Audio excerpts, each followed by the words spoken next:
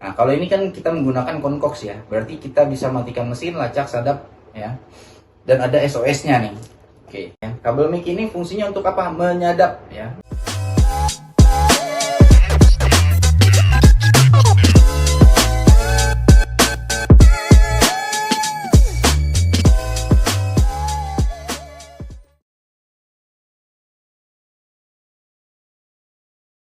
Assalamualaikum warahmatullahi wabarakatuh. Bertemu lagi dengan saya Lutfi Hakiki dari CGPS. Ya, di kesempatan kali ini saya ingin membuat video beberapa part ya, yang pasti tentang cara memasang GPS tracker.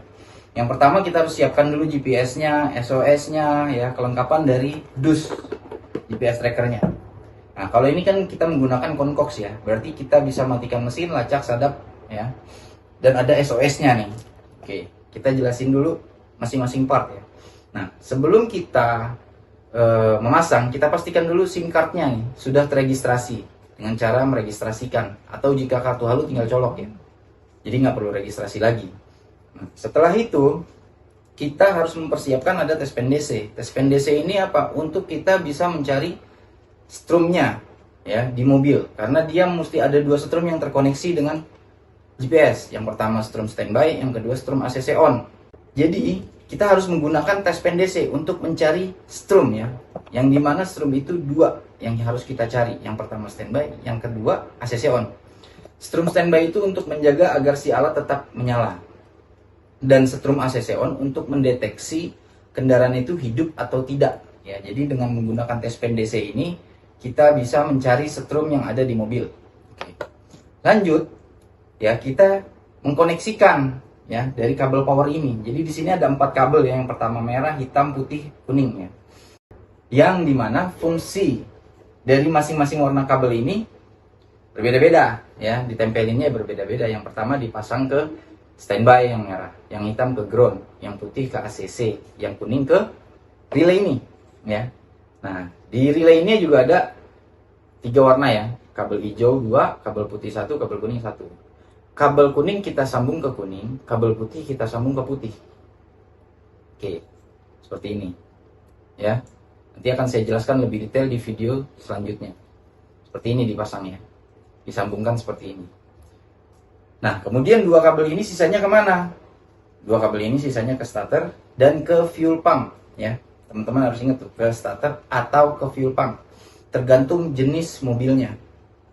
Nah, kemudian di sini juga ada kabel kabel mic ya. Kabel mic ini fungsinya untuk apa? Menyadap ya.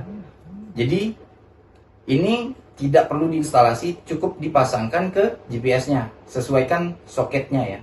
Seperti ini. Nah, kabel mic ini untuk kita bisa mendapatkan suara jernih, taruh di tengah-tengah mobil ya. Bisa di bagian atas atau di bagian depan dekat kaca lampu.